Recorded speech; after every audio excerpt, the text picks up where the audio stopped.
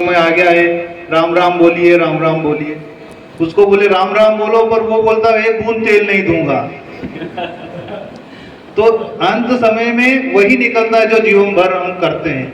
इसलिए अभी से हम सोच लें, संत लोग जगाने आए हैं कि भगवान का नाम हम लेते रहे निरंतर। और कल मातवाड़ी पाठ में एक बहुत बड़े प्रसंग आया था कि आज ही आया था। माँ से पूछा गया कि भगवान का नाम किस समय लेना चाहिए, तो माँ ने बोला निरंतर लेना चाहिए, शुद्धि अशुद्धि का ज्ञान न रहे। माँ बोलती कि नाम लेना ही चाहिए। तो मेरे मन में भी एक चीज आई कि बहुत सारे साधक भाइयों का, बहनों का शरीर जो है, कई लोग जैसे बाथरूम में गए, फिसल गए, गिर गए और वही प्राण निकल जाते हैं।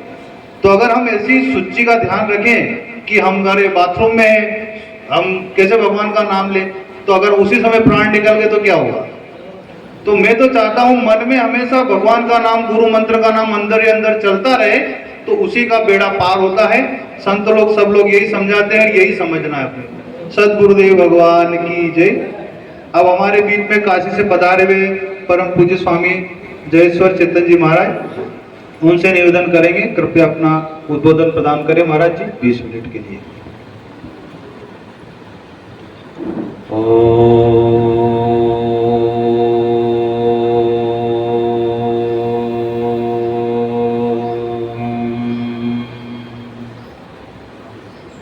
भद्रं नो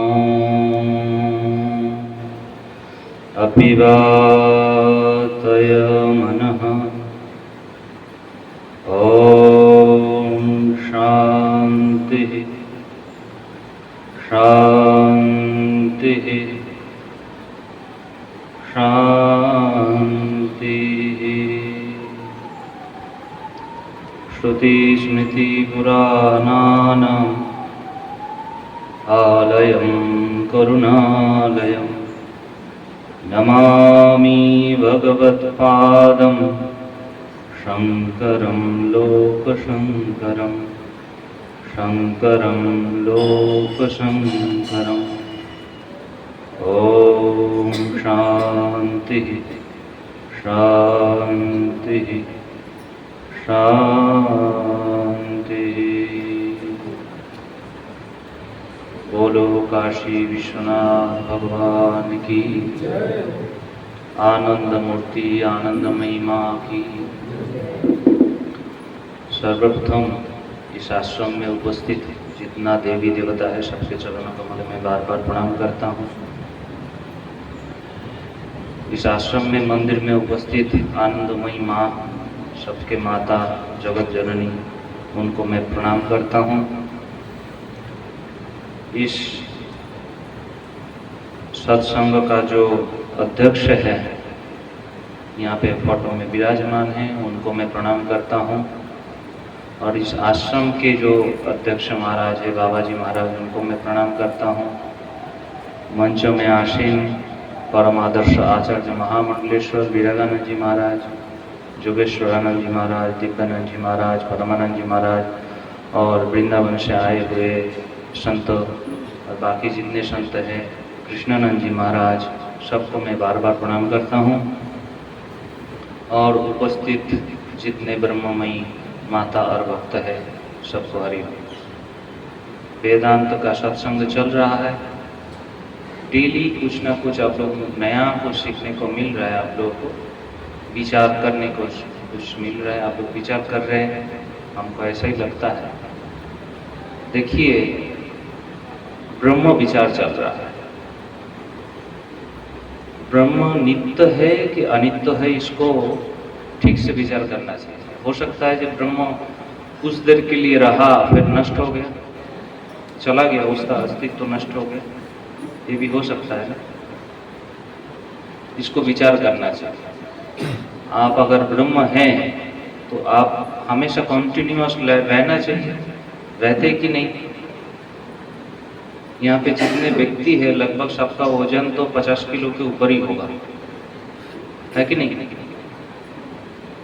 जब जन्म लिए थे, माँ की गोद में थे, छोटे से नन्ना, कितना था वजन? 2-2.5 किलो का हो। माँ के गोद में खेलते थे, तो उस टाइम वो जो छोटा बच्चा है वो अपने को जानते थे कि नहीं? जानते थे, क्योंकि उसको चिकुटी काटो तो रोता है, उसको भूख लगता है तो रोता है, तब माँ उसको खिलाते, मतलब उसको पता है जो वो है। 2-4 साल बाद वो थोड़ा बड़ा हो जाता है, तो जो छोटा वाला शरीर था ना वो कहाँ चला गया? वो रहा कि नहीं रहा? वो चला गया ना, छोटा शरीर कहाँ गया? अभी तो बड़ा हो गया। तो जब बड़ा हो गया, बड़ा वाला शरीर जानते कि नहीं जो मैं हूं? छोटा वाला शरीर से बड़ा शरीर आ गया, तब भी वो जानता है जब मैं हूं। अभी बड़ा से जब और थोड़ा बड़ा हो जाता है, 10 साल 15 साल तक हो जाता है, जुआ हो जाता है, तब भी वो जानता है मैं हूं। वो छोटा वाला शरीर दोनों चला गया। और अभी देखिए, अभी सबका उम्र हो गया 30 के पार। अभी आप लोग जानते कि नहीं आप लोग है? तो आप लोगों का जो है पना है ना, जब लोग पहले भी थे, वो जो छोटा थे तब भी थे, अभी भी है, ये कंटिन्यूअस है। इसका परिवर्तन नहीं हो रहा। आपका शरीर का परिवर्तन हो रहा है। अभी बड़ा हो गया, अभी तो माँ के गोद में भी आएंगे नहीं, माँ भी शायद चले गए, शरीर भी बड़ा हो गया। देखिए, शरीर का हर एक अवयव बड़ा हो गया है। और विज्ञान की दृष्टि से देखेंगे, शरीर का जो कोष होता है ना, वो बदलता रहता है, वो एक के बाद एक बदलते हैं। ठंडी के मौसम में देखिएगा, जब हम लोग बढ़िया से नहा के उठते, मॉइस्चराइजर लगाना पड़ता है, नहीं तो वो बदन बहुत खुरदरा हो जाता है। वो क्या है? आपके शरीर का जो कोष है ना, वो मर जाता है, डेड सेल वो निकलता है। ये सर में कभी कभी रूसी होता है, डैंड्रफ, वो क्या होता है? इस काल के ऊपर जो कोष होता है वो नष्ट होता है, वो मर जाता है, नया आ जाता है। तो ये जो सारा शरीर ढका हुआ है वो वृद्धि हो रहा है, पर सब कुछ बदलने के बाद भी आप है। विज्ञान के मत के अनुसार एक एक ब्लड के सेल भी परिवर्तन हो जाता है, कुछ साल बाद वो पूरा परिवर्तन होकर नया ब्लड सेल आ जाता है। ये जो अभी आप लोग सब बैठे हुए हैं ना, वो छोटा वाला जो शरीर था वो पूरा बदल गया, अभी नया आ गया। इसमें बहुत सारा कुछ नया है, वृद्धि हुआ है, मानसिक भी वृद्धि हुआ, शारीरिक भी वृद्धि हुआ, पर आप है, कंटिन्यूअस है। आप समझते हैं आप है, पहले भी थे। बच्चे उम्र में क्या क्या किया आपको याद है कि नहीं है? तो आप उस टाइम थे बोल के ना अभी याद है। इसी दृष्टि से देखना पड़ेगा, विचार इसी तरीके से करना चाहिए। जो आप उस टाइम भी थे, अभी है, मतलब आपका नाश नहीं हो रहा, मतलब ब्रह्म जो होता है ना, उसका नाश नहीं हो रहा। अभी ये एक प्रोसेस है, मैं बताया। अभी कोई बाह्य वस्तु को ले लीजिए, ये मैंने लाया, ये क्या है? एक ग्लास नुमा है। आप लोग बोलेंगे ग्लास है, इसको इधर से थोड़ा खरोचिए तो क्या निकलेगा? मिट्टी। इधर से मिट्टी, किधर से भी इसको खरोचो, क्या निकलेगा? मिट्टी निकलेगा। पर आप लोग क्या बता रहे हैं? ग्लास। ये व्यवहारिक जगत में हम अपना तरीके से नाम देते हैं, इसको रूप देते हैं। ये पहले कौन सा कलर में थे जब नया बना था? पहले मान लीजिए हम किसी को एक मिट्टी दे दिए, तो ये बनाने के लिए देंगे तो काला काला कलर का होगा, जो मिट्टी का कलर है। फिर आँख में जब इसको दिया, उसका रंग बदल गया, फिर ये लाल कलर का हो गया। तो ये परिवर्तन, एक चीज परिवर्तन हो रहा है, पर हम लोग इसको नहीं समझ रहे। ये जो कारण है ना, उपादान कारण, इसके अंदर में जो उपादान कारण है, ये नहीं परिवर्तन हो रहा है, ये कॉन्टिन्यूसली वैसे ही है। ये आकार दे दिए इसको। यहाँ पे बहुत सारे माता जी लोग बैठे हुए हैं। अच्छा, माता जी लोगों को मान लीजिए हम 1 किलो ऊन दे दें, ऊन जो स्वेटर बुनते हैं ना, तो हमको 2-3 महीना में अगर स्वेटर बुनने के लिए दे दें, तो स्वेटर बुन के हमको दे देंगे। तो मैं बोलूँगा, जो 1 किलो ऊन दिए थे और ये जो स्वेटर है, इसका अलग वजन होना चाहिए ना। आप लोग क्या बनाया? 1 किलो स्वेटर देंगे कि उससे थोड़ा ज्यादा देंगे? स्वेटर का वजन अलग से मिलेगा? नहीं मिलेगा ना? क्यों नहीं मिलेगा? हम तो आपको स्वेटर बनाने के लिए दिए थे, तो फिर आपने बनाया क्या? हमने ऊन दिया था आपको, आपने बोला हमको स्वेटर बना के दिया। कहाँ? बाबा, कारण कहीं नष्ट नहीं होता है, कारण हमेशा विद्यमान है। ऐसे देखिए, जो स्वामी जी लोग पहले भी बताए, सोने का उदाहरण देते हैं ना। मान लीजिए पहले जमाने में कोई एक डिजाइन का सोने का कोई अलंकार था, अभी नया मॉडर्न डिजाइन के लिए कोई बेटी का शादी है तो उसको गला दिया, गला के नया कोई मॉडल बना के दे दिया, तो सोना नष्ट थोड़ा ही हो गया। वो कारण वैसे की वैसे ही विद्यमान है।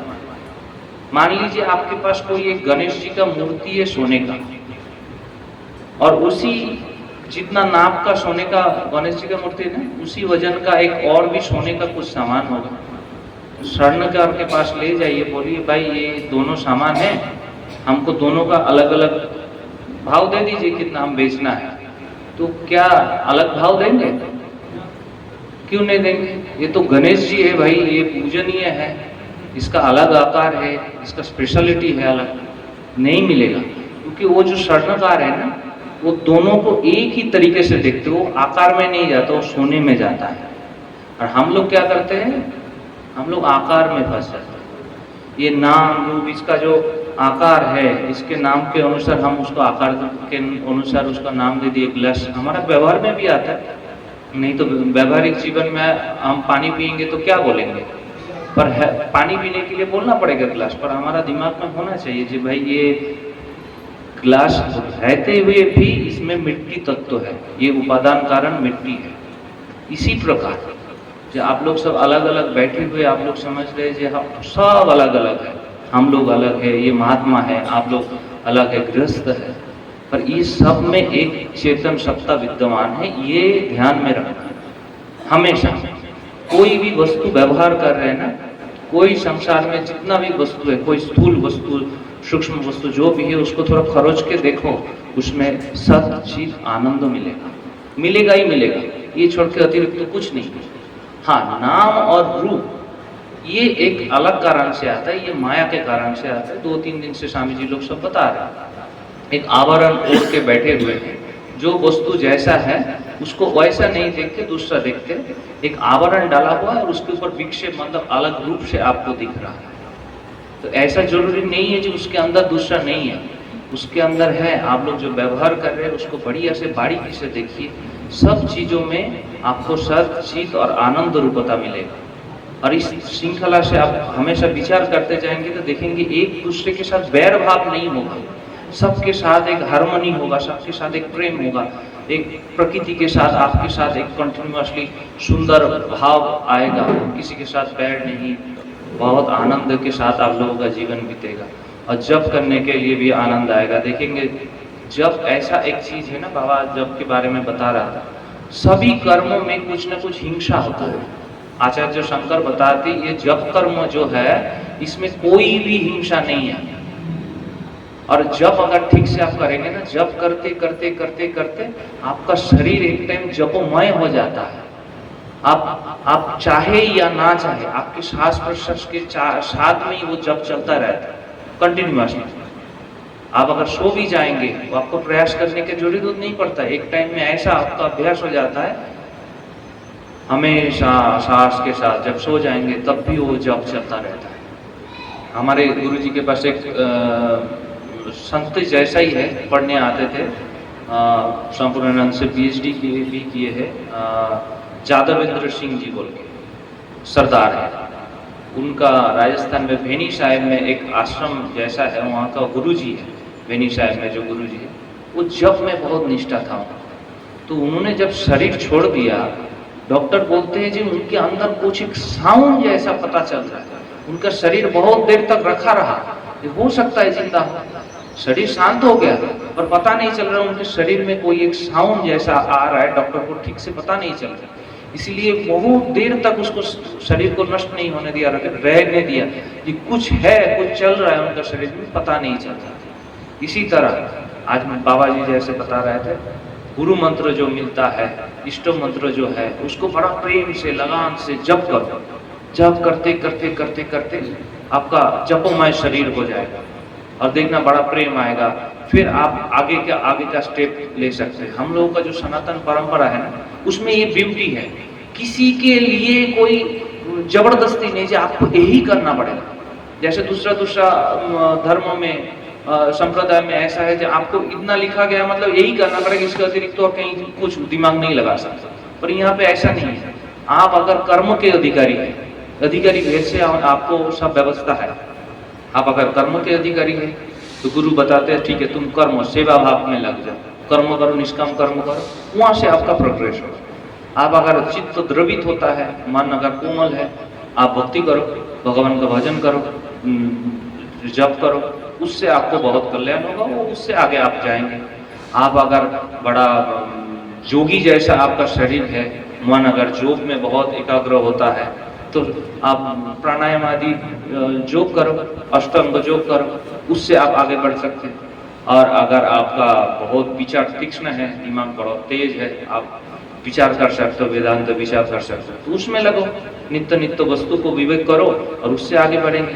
तो सबके लिए अलग अलग जगह है, आप जहां से शुरू करना चाहते हैं आपके अनुसार वैसे व्यवस्था है। जैसे माँ क्या करते, बहुत सारे बच्चे होने से सबके लिए अलग अलग, कुछ अगर बच्चे को कुछ डिस्टर्ब होता है तो उसके लिए अलग बनाते हैं। जैसे हमारे यहाँ पे स्वामी जी लोगों का भी है, किसी को अगर शुगर है तो उसके लिए अलग व्यवस्था होता है, या किसी को मानिए तेल या दूसरा चीज नहीं खाना होगा तो उसके लिए बोला जाता है कि भाई हमारे लिए अलग व्यवस्था करो, तो उसके लिए अलग व्यवस्था करते हैं आश्रम। इसी प्रकार से हमारे शास्त्रों में भी ऐसे है, सब अलग अलग व्यवस्था है। आप लोग जिसमें फिट बैठते हैं उसी अनुसार सुनिए और उसके साथ आगे बढ़िए, बढ़ के देखिए, आपको अंततः तो भगवान आपको लेके ही जाएंगे। मुक्ति पाना है और कहीं उपाय नहीं है, मतलब और आप किधर नहीं जा सकते, जिधर भी जाएंगे ठोक के फिर एक ही जगह ले जाएंगे, टाइम ज्यादा लग सकता है। मैं कल कोई एक मंदिर गया था, वहाँ पे स्वामी जी बोले जो थोड़ा देर बैठो, तो मैंने बैठा तो थोड़ा सा अपना सोचने लगा, तो ये पाया मेरा कभी नाश नहीं होने वाला है। मेरा आकार का नाश होगा, मेरा शरीर का नाश होगा, सब कुछ नाश हो सकता है, मैं नाश नहीं होगा। आप लोग ये पूरा पक्का जान लो, किधर भी जाओ आपका नाश नहीं है, आप फिर घूम फिर के फिर आओगे। जब तक मुक्ति नहीं होगा कोई ना कोई आकार लेके आएंगे और फिर आपको ये साधना में भगवान लगा दिए, मतलब लगा के फिर ले जाएंगे, मुक्ति तक ले जाएंगे। तो इसीलिए जितना अभी आपको मौका है, शरीर है बड़ा सुंदर है, टाइम अभी भी है, आप प्रयास करिए, प्रयास करके जितना जल्दी मुक्ति हो जाए, आगे बढ़ जाए, अच्छा है। और यह साधना जितना करेंगे आगे जीवन वैसा अच्छा मिले, और साधना फिर वहीं से स्टार्ट भी होगा। नहीं तो भगवान करेंगे तो बहुत पीड़ा देके घुमा के 84 लाख जोनी में घुमा के करेंगे। आपको शुद्धि करना पड़ता है ना, जैसे सोने में थोड़ा कुछ मैल आ जाता तो अग्नि में डालते, ऐसे हम लोग जो कर्म करते हैं ना उसमें उल्टा पुल्टा करते रहते, बुद्धि तो है नहीं, तो खराब कर्म करते हैं। उसके लिए भगवान क्या करते हैं, हमको ठीक मार्ग में लाने के लिए बहुत सारा प्रोसेस है, बहुत सारा जोनी में डाल देते, कभी नरक में डालते। वो क्या करते, कुछ अलग नहीं है, वो शुद्धि करते, आपको ठोक के पीट के मार के फिर शुद्धि करके फिर भेजते जो चलो और एक बच्चा आते। तो धीरे धीरे आप आगे बढ़ते जाएंगे। और इसके साथ साथ ही विचार करिए, जी जगत के मूल में क्या है, मैं जो आया हूँ, मेरा जो अलग अलग परिवर्तन हो रहा है, परिवर्तन के साथ मैं हूँ कि नहीं हूँ, मेरा परिवर्तन हो रहा है कि शरीर का परिवर्तन हो रहा है, मानसिक परिवर्तन हो रहा है, ये इसका विचार करिए। और सवेरे का जो बात चल रहा था वृत्ति का, देखिए वृत्ति ना बदलता रहता है, ये शरीर भी एक वृत्ति जैसा है, ये शरीर हमेशा बदल रहा है कंटिन्यूअसली, आपको पता चले ना चले, ये कोष का बदलाव हो रहा है, शरीर का बदलाव हो रहा है, धीरे धीरे हम लोग सब बूढ़े हो रहे हैं। आप नहीं चाहेंगे जितना भी मॉइस्चराइजर लगाइए, फाउंडेशन लगा के बढ़िया सजिए धजिए, अंदर से बूढ़े हो रहे हैं। जितना भी ये बाल काला कर लीजिए सब, वो अंदर सफेद ही रहता है और बूढ़े भी हो रहे हैं, मरने के लिए कगार में पहुंच रहे हैं। तो इसीलिए विचार करिए, ये जो वृत्ति है ना, वृत्ति तो मन का है, वस्तु के अनुसार मन उसी हिसाब से आकार लेते हैं, मन वहां पे जाता है, जाके आकार लेते हैं और उसके अंदर जो चैतन्य है वो चैतन्य सत्ता वो वस्तु को प्रकट करते हैं, और वो जो वृत्ति बना, वृत्ति आवरण को भंग करते, इतना ही काम है। और एक है जो ये सब वृत्ति को देख रहे हैं। आपके अंदर में जितना भी वृत्ति बन रहा है, आप जो हम जो बोल रहे हैं, अभी जो सुन रहे हैं ना, आपके अंदर कुछ ना कुछ चल रहा है। तो हर एक चीज आप जानते हैं आपके मन में क्या चला। अभी जो मैंने बोला, सुने, आपको समझ में आया, फिर आगे का जो वक्ता बोलेंगे वो भी समझ में आएगा। ऐसे जो समझ में आ रहा है ना, और उसके बीच में जो गैप भी हो, वो भी गैप आप पकड़ रहे हैं, आपको पता चल रहा है कि ये गैप भी है। तो ये जो एक वहाँ पे कोई है जो ये संपूर्णों का नजर कर रहा है, आपको ज्ञान दे रहा है। आप ये सब वृत्ति बदल रहा है, आ रहा जा रहा है। मन में जो सुख और दुख का वृत्ति होता है, ये भी एक वृत्ति है। हमेशा एक जैसा मन नहीं रहता, ये अंतर वृत्ति है। एक तो बाह्य वृत्ति है जो वस्तु के अनुसार आकार लेते हैं, और एक अंतर वृत्ति होता है जो मन के अनुसार आकार लेते हैं। वो सुख का अनुसार उसका आकार लिया, तो सुख हमेशा रहा कि नहीं, वो चला गया। आपको अभी पता चल रहा है जो सुख अभी है कि नहीं है, वो चला गया ना। पहले बहुत सुखी थे, अभी जब दुखी हो जाएंगे तब पता चलेगा अभी भी मैं बहुत दुखी हूँ, अभी सुख नहीं है। तो ये दोनों टाइम में कोई विद्यमान है, वो बताता है वो कौन है, इसको आविष्कार करें। या आविष्कार का नाम ही वेदांत है। तो ये हिसाब से आप विचार करते जाइए कि हमेशा कौन विद्यमान है और ये हर वृत्ति में कौन विद्यमान है। इसको विचार करेंगे तो आगे बहुत आपको लाभ होगा। यही बोल के मैं अपना वाणी को विराम देता हूँ। हरि ओम तत्सत, हरि ओम तत्सत। ओम सद्गुरुदेव भगवान की जय। सृष्टौ या सर्गरूपा जगदवन विधौ पालनीया च रौद्री संहारे चापि यस्या जगदिदमखिलं क्रीडनं या पराख्या पश्यन्ति मध्यमाथो तदनु भगवती वैखरी वर्णरूपा सा स्मदवाचं प्रसन्ना विधिहरिगिरिशा राधितालं करोतु। बोलिए श्री श्री माता आनंदमयी माँ की जय। सब संतों की जय, सब भक्तों की जय। परम वंदनीय माँ राजराजेश्वरी की प्रतिमूर्ति भगवती माँ आनंदमयी माँ के चिन्मय स्वरूप को वंदन है। और यहाँ पर समुपस्थित समस्त वक्ताओं के हृदय में भी और श्रोताओं के हृदय में भी विराजमान होकर के स्वयं बोल रही हैं और स्वयं श्रवण भी कर रही हैं। इस भावना से सबके हृदय कमल में विराजित उन्हीं माँ को पुनः पुनः वंदन है। माँ की प्रेरणा से जो विषय इस वर्ष के वक्तव्य विषय के रूप में आए हैं वो 7 विषय हैं। आप लोग जानते हैं, फिर भी मैं अपनी जानकारी के लिए बोल लूँ। 3 शरीर, 5 कोश, 3 अवस्था, ये पहला विषय। दूसरा विषय है जीव और ब्रह्म की एकता कैसे। प्रश्न का आशय है कि जीव और ब्रह्म सुनने में अलग अलग आ रहा है, तो दोनों अलग अलग हैं ऐसा लगता है, लेकिन शास्त्र कहते हैं ये दोनों अलग अलग नहीं हैं। तो दोनों अलग अलग नहीं हैं, इसको तत्व से समझना, ये कैसे एक हैं, दोनों में एकत्व कैसे है, और शास्त्र की प्रक्रिया के माध्यम से समझ में बात आती है। वो संतजन उसको स्पष्ट करेंगे। तीसरा विषय था वृत्ति ज्ञान और स्वरूप ज्ञान। 2 प्रकार के ज्ञान, एक वृत्त्यात्मक ज्ञान उत्पन्न होने वाला, बोध कराने वाला, और एक स्वरूपात्मक ज्ञान जो हमेशा नित्य विराजमान है, जो अधिष्ठान स्वरूप है।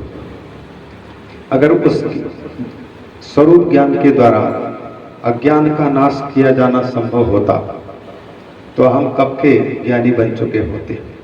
लेकिन वो आधारभूत है, निषेध को भी धारण करता है और विधि को भी धारण करता है, वो बिल्कुल तटस्थ है। तो ये वृत्ति ज्ञान 2 प्रकार के ज्ञानों का हो सकता है, प्रसंगवशात वक्ताओं के मुख से निकले, वृत्त्यात्मक ज्ञान और स्वरूपात्मक ज्ञान। चौथा विषय है जड़ और चेतन। इन दोनों में जो गांठ है, उस गांठ का भेद, मतलब दोनों को अलग अलग कैसे समझें। पहले तो चित्त क्या है, जड़ क्या है, और चित्त ग्रंथि और जड़ ग्रंथि, इन दोनों के बीच में जो ग्रंथि है, उस ग्रंथि का स्वरूप क्या है, फिर उस ग्रंथि को दूर कैसे किया जाता है और दूर क्यों करें, प्रयोजन क्या है। क्योंकि जितनी बातें हो रही हैं उस व्यक्ति के लिए हो रही हैं जो दुखों से छूटना चाहता है, शांति पाना चाहता है, सुख पाना चाहता है। और ये धर्म की बात हो चाहे फिर अध्यात्म की बात हो, केवल मनुष्य के लिए है, मनुष्यतर के लिए ये उपदेश नहीं है। जानवर के लिए कभी शास्त्र उपदेश नहीं करता है। भगवान ने जैसी प्रकृति उनकी बना दी, उस प्रकृति के अनुसार अनुसरण करते हुए वो अपने जीवन यापन करते हैं। एकमात्र जिन्होंने अपने आप को मनुष्य समझा है, उन मनुष्यों के लिए ही धर्म का उपदेश है और अध्यात्म का उपदेश है। इससे पता लगता है कि मनुष्य को ठीक करने की आवश्यकता भगवान ज़्यादा महसूस करते हैं और अन्य दी हुई प्रकृति के अनुसार चल रहे हैं। और हम लोग अपनी प्रकृति को भी कदाचित या ये पूरी प्रकृति की चीज़ों को बदल करके अपने मन से अनुसार जीना चाहते हैं। और जहाँ पर हम प्रकृति के साथ छेड़खान करके अपने अनुकूल चलाने की कोशिश करते भी हैं, कई प्रकार के प्राकृतिक परिणाम भी देखने को मिलते हैं। ये मूल चीज है, जैसे शरीर है तो शरीर में दो ही चीजें हैं, एक तो जड़ भाग है और एक चेतन भाग। सांख्य की प्रक्रिया के अनुसार एक पुरुष है और एक प्रकृति है। पुरुष को चेतन कहा गया है और प्रकृति को जड़ कहा गया है। और सांख्य में जैसे महाराज जी एक दिन उल्लेख कर रहे थे, सांख्य की प्रकृति और वेदांत की प्रकृति या माया, उसमें फर्क है। सांख्य की प्रकृति स्वतंत्र है और वेदांत की प्रकृति परतंत्र है, भगवद अधीन है, ईश्वराधीन है। तो ये जड़ और चेतन दोनों का स्वरूप क्या है, उन दोनों के बीच में गांठ क्या है। हो सकता है चेतन का धर्म जड़ में और जड़ का धर्म चेतन में आ जाने का नाम शायद हो सकता है कि ये गांठ हो, और इसी गांठ का भेदन कैसे होगा। हम चेतन हैं, लेकिन मुझे चेतन में जड़ के धर्म प्रतीत हो रहे हैं और जड़ में चेतन के धर्म प्रतीत हो रहे हैं। कैसे? जैसे आप लोग कभी कभी ऐसा कहते हैं कि नहीं कहते कि मुझे भूख लगी है, मुझे प्यास लगी है, ऐसा कहते हैं या नहीं कहते? भूख और प्यास का लगना ये मेरा धर्म नहीं है। भूख लगती है प्राणों को, प्यास लगती है प्राणों को। पानी और भोजन की आवश्यकता वो धौंकनी को चलते रहने के लिए डीजल पेट्रोल की भांति भोजन और पानी चाहिए। 5 घंटे कम से कम चलते रहने के लिए 5 गिलास तो चाहिए। अपानाय स्वाहा, व्यानाय स्वाहा, उदानाय स्वाहा, समानाय स्वाहा, और शेष पेट भरने के लिए होता है। तो 5 चाहिए प्राणों को चलते रहने के लिए। तो भूख लगती है प्राणों को, प्यास लगती है प्राणों को, पानी की जरूरत पड़ती है प्राणों को, भोजन की जरूरत पड़ती है प्राणों को। लेकिन कहते हम हैं मैं प्यासा हूं, मैं भूखा हूं। मतलब जो प्राण जड़ है उसके धर्म को, उसकी क्रिया को मैंने अपना धर्म मान लिया। तो उस समय पर यद्यपि मैं चेतन हूं, लेकिन जड़ अपने आप को स्वीकार कर चुका हूं। उसी प्रकार से मैं देखता हूं, मैं बोलता हूं, मैं सूंघता हूं, मैं सुनता हूं। ये क्रियाएं भी प्रातः काल के सत्र में बता रहे थे कि स्वरूप में कोई क्रिया नहीं है, स्वरूप कोई क्रिया करती नहीं। लेकिन हम फिर भी कहते हैं मैं देखता हूं। मैं देखता हूं जिस समय हम कह रहे हैं, उस समय हमने आंख को अपना स्वरूप मान लिया है। क्यों? क्योंकि आंख के देखने के काम को जबरदस्त हम अपना काम मानते हैं। जैसे कि करने वाला कोई और दूसरा होता है और पेपर में छप जाता है कि हमने ये काम किया। तो तो वैसे दूसरे के काम को हम कर लेते हैं। मैंने धर्म का आरोप, तो शायद इस प्रकार का जो एक दूसरे के धर्म का आरोप होता है वही गांठ, उस गांठ को अलग करना कठिन इसलिए है जब तक कि हम वेदांत की प्रक्रिया को ना समझ पाते हैं। तो वेदांत की प्रक्रिया के द्वारा जड़ चेतन यद्यपि मृषा छूटत कठिनाई, जड़ चेतन ही ग्रंथि परी गई, यद्यपि मृषा छूटत कठिनाई। यह सबको ज्ञात है कि यह शरीर मैं नहीं हूं और मेरा नहीं है, लेकिन मैं ही इसी में मैंपन करता हूं और मेरापन भी करता हूं। अहमता और ममता, अहम स्थूल, अहम कृशः, मैं मोटा हूं, मैं पतला हूं, अहम रुग्ण, मैं बीमार हूं, अहम क्षुधिता बुभुक्षिता, मैं भूखा हूं। ये सब के सब हम जब भी यह सब व्यवहार कर रहे हैं उस समय पर हम अपने स्वरूप का परिचय नहीं दे रहे हैं, दूसरे का परिचय अपना परिचय के रूप में दे पा रहे हैं। जड़ के साथ में हमारा ऐसा संबंध हो चुका है जैसे शादी होने के पहले कोई भी भाई अपने आप को पति तो नहीं समझता था और कोई भी बहन अपने आप को पत्नी नहीं समझती थी। मात्र वही सप्तपदी हुई, 7 भावर हुआ और कहना नहीं पड़ा। उस दिन से लेकर के अपने आप में आरोपित हो गया मैं पति हूं, और स्त्री ने आरोपित कर लिया मैं पत्नी हूं। यद्यपि यह मैं पत्नी हूं, मैं पति हूं, यह विवाह संस्कार के पहले नहीं था और बीच में आया है, अभी आया है, इसलिए आगे भी रहने वाला नहीं है।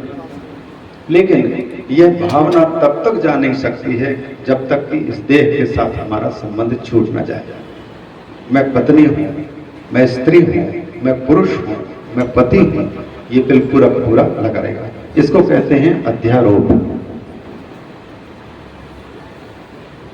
जो नहीं है उसमें जो नहीं है उसका आरोप करना, रस्सी में सर्प का आरोप कर देना। जैसे देख रहे हैं हम रस्सी को, लेकिन ना समझने के कारण रस्सी को रस्सी के रूप में नहीं समझ पाने के कारण हम रस्सी को सर्प आरोपित करती है। उसी प्रकार से मैं पुरुष नहीं हूं, लेकिन समाज का व्यवहार हमें यह कहने के लिए मजबूर कर दिया कि मैं पुरुष हूं। मैं स्त्री नहीं हूं, फिर भी सामाजिक व्यवहार में हम जैसे सुने हैं उसके अनुसार हमने अपने आप को स्त्री मान लिया। मैं भाई नहीं, बहन नहीं, ये कुछ नहीं, न स्त्री न पुमान न षंढा, न स्त्री है न पुरुष है न नपुंसक है, लेकिन इन तीनों का आरोप मुझ में है, तीनों का आरोप। और आरोप करके मैंने इनके धर्म को स्वीकार करके वैसे ही फिर सुखी दुखी होना शुरू किया। नाम भी झूठा है और रूप भी झूठा है। जन्म लेने के बाद में नामकरण हुआ, 10वें अहनि पिता कुर्यात नाम, 10वें दिन से नाम आरंभ करते हैं। अब के तो हॉस्पिटल में जन्म लेते ही तुरंत पंजिका लेकर के उपस्थित हो जाते हैं, लेकिन शास्त्र कहते कम से कम 10 दिन तो देखो भैया वो सांस लेने लायक रहेगा कि नहीं। नामकरण की प्रक्रिया वो है, और सबके नाम रखने के तरीके भी अलग अलग है, तो पहले से नाम रखवा लेते हैं। तो नाम कौन दे रहा है? समाज दे रहे हैं, माता पिता दे रहे हैं। नाम, यह नाम तब तक के लिए जब तक ये शरीर है, इसके बाद शरीर के छूटने के साथ ही नाम भी छूट जाएगा। इसलिए संतजन और शास्त्र नाम और रूप को मिथ्या कहते हैं।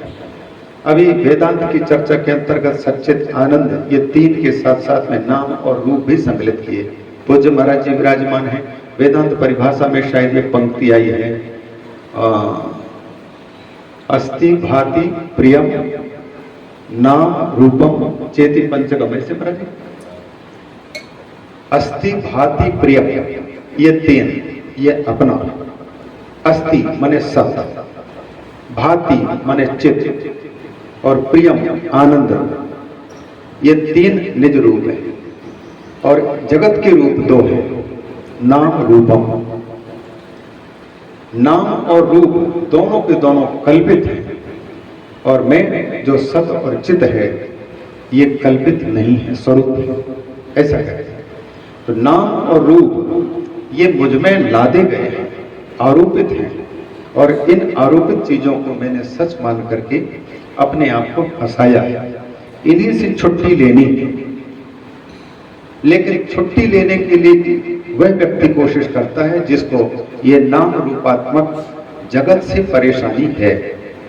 जब तक आपको अपनी परेशानी की प्रतीति नहीं होगी तब तक आप चाहे कितने भी परेशान हैं, लेकिन परेशानी की प्रतीति नहीं होगी तो आप डॉक्टर की तलाश नहीं कर सकते।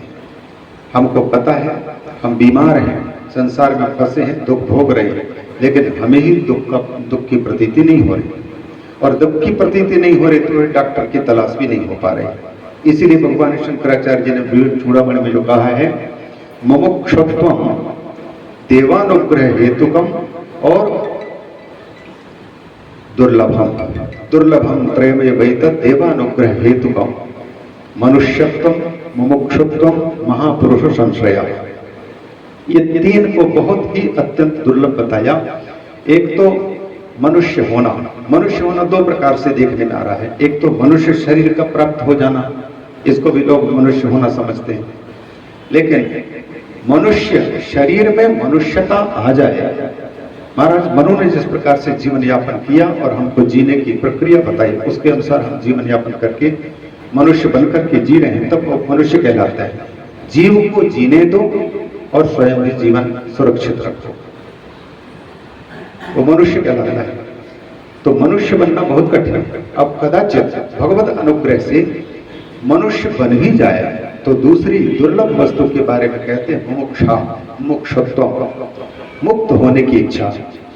पिछले बार शायद हमने स्मरण कराया कि नहीं, हमको याद नहीं है। एक गोबर का कीड़ा और एक दही का कीड़ा रास्ते में दोनों मिल गए कहीं, तो गोबर के कीड़े को देख करके दही के कीड़े ने कहा कि क्या गोबर में पड़े हुए हो, इससे अच्छा तो मेरे यहाँ आ जाओ। बढ़िया लोग जिस दही को पैसे से खरीद करके पाते हैं उसमें रहना बढ़िया मस्ती के साथ, जैसे हम सुखी हैं। तो गोबरेला कीड़ा ने कहा कि तू दही का कीड़ा है, तू वहीं रह, मुझे गोबर का कीड़ा ही बने रहने दो। बनना है तो लोग घर लीपते हैं जिस गोबर से, उसमें आकर के रहो, पवित्र तुम भी रह। दोनों कीड़े हैं तो कीड़े ही, और कीड़े बनकर के दुख भी प्राप्त कर रहे हैं, लेकिन दोनों को गोबर के कीड़े होने का दुख नहीं है और एक को दही के कीड़े होने का दुख नहीं है। इसलिए वो दोनों के दोनों उन दोनों शरीरों से मुक्त होने की कभी इच्छा नहीं कर सकते। वैसे ही हम लोगों की स्थिति है। शास्त्र के बताए अनुसार, संतों के बताए अनुसार हम झेल रहे हैं कष्ट, लेकिन उससे बाहर निकलने की इच्छा नहीं कर रहे हैं, जिसको कहते हैं मुमुक्षुत्व। वही ठीक स्थिति है। एक व्यक्ति 2 टाइम की रोटी नहीं पा रहा था और कोई काम भी नहीं मिल रहा था। उसने सोचा जीना है चाहे किसी भी प्रकार से, तो भाई चोरी भी करना पड़े तो चोरी करेंगे। अब चोरी करके सामान ला करके या बेच करके या पैसा चोरी करके जीवन चलाने लग गया। एक दिन वो पकड़ा गया तो थाने में बंद हुआ। थाने में उसको पैसा तो दे नहीं सकता, आर्थिक दंड उसको नहीं किया जा सकता। जब हो तब तो आर्थिक दंड किया जा सकता है, तो शारीरिक दंड दो इसको। तो उसको काम पर लगा दिया, जाओ घास छीलो, खुरपी दे दो, घास छीलते रहो और थाने के आसपास में सफाई करते रहो। 5-6 महीने बीतने के बाद लोगों को दया आई, परिवार वालों को, बेचारा जेल थाने में बंद पड़ा हुआ है, उसको हम मुक्त करने के लिए कोशिश करें। तो एक दिन जाकर के घर परिवार वालों ने थानेदार से मिलकर के कहा कि हमारे व्यक्ति यहाँ पर है, आप कहें तो उनको मुक्त करने के लिए हम आप जो कहेंगे वो करेंगे। तो उसने कहा पहले उनसे पूछो। उनसे पूछा कि भैया इतने दिनों से आप थाने में जेल के अंदर बंद पड़े हैं, हमको अच्छा नहीं लग रहा है, हमारे घर परिवार के सदस्य हैं, आप थाने में बंद हो और हम लोग आपको मुक्त करने के लिए चेष्टा न करें तो हमारा नाता रिश्ता ही बेकार है, तो हम कोशिश करें। तो व्यक्ति कहता भैया बाहर थाने के हमको 2 टाइम की रोटी नहीं मिल रही थी, यहाँ भले हमको खुरपी छीलनी पड़ रही, खुरपी चलानी पड़ रही, घास छीलना पड़ रहा है, पर 2 टाइम की रोटी मिल रही हमको, बस हमको यहाँ ही पड़े रहना। तो ये स्थिति है। व्यक्ति परेशानी को परेशानी जब तक नहीं समझता उसके अंदर में मुमुक्षुत्व जागता नहीं, मुमुक्षा, मैं मुक्त हो जाऊं। जब दुख की प्रतीति हो तभी तो दुख से मुक्त होने की इच्छा करेगा। इसलिए भगवान शंकराचार्य जी कहते हैं देवानुग्रह हेतुकम मुमुक्षुत्वम, अत्यंत दुर्लभ है, जब तक भगवान की अतिशय कृपा नहीं होती तब तक मैं मुक्त हो, ऐसी इच्छा होती ही नहीं। महाभारत के यक्ष उपाख्यान में यक्ष ने कई प्रकार के प्रश्न ये युधिष्ठिर से पूछा। उनमें से लास्ट में उसने पूछा कि धर्मराज युधिष्ठिर, आप तो धर्म के स्वरूप हैं और धर्म की संस्थापना के लिए प्रकट हुए हैं, आप बताओ धर्म का स्वरूप क्या जानते हो? तो सहसा युधिष्ठिर ने कहा, किसी देश से, किसी परिस्थिति, किसी काल के अनुसार अगर आप धर्म का स्वरूप पूछेंगे तो मैं कुछ बता सकूंगा, नहीं तो ऐसे ही धर्म का स्वरूप बता नहीं सकता, क्योंकि धर्म से तत्व निहितम गुहायाम, बहुत गूढ़ है। किस समय पर क्या करना उचित है और क्या करना अनुचित है, कौन सा कर्म, कौन सी क्रिया किस समय पर धर्म का स्वरूप ले सकती है और कौन सी क्रिया किस समय पर अधर्म का स्वरूप ले सकती है, यह कहा नहीं जा सकता। बंदूक चलाना अच्छा है कि बुरा है, यह नहीं कहा जा सकता। परिस्थिति बता सकती है कि इस समय पर अगर बंदूक चलाया है उससे किसी व्यक्ति विशेष का ये क्षति हुई है तो अपराध की कोटि में। कई राष्ट्र की रक्षा के लिए, देश की रक्षा के लिए अगर सेना में तैनात व्यक्ति अगर गोली चला रहा है तो उसको राष्ट्रपति पुरस्कार प्राप्त होता है। क्रिया वही है बंदूक चलाना, लेकिन एक में पुरस्कार है, एक में तिरस्कार है। तो धर्म का स्वरूप किस समय पर क्या कर्तव्य है बहुत कठिन है। इसलिए या तो महापुरुष जैसी आज्ञा दे दें।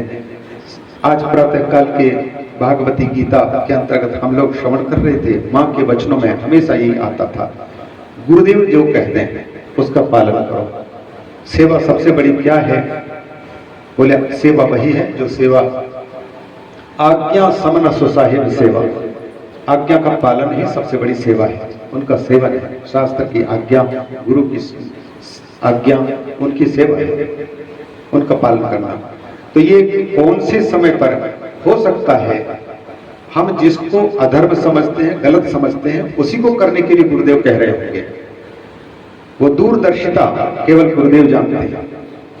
अर्जुन को ये नहीं दिखाई देता।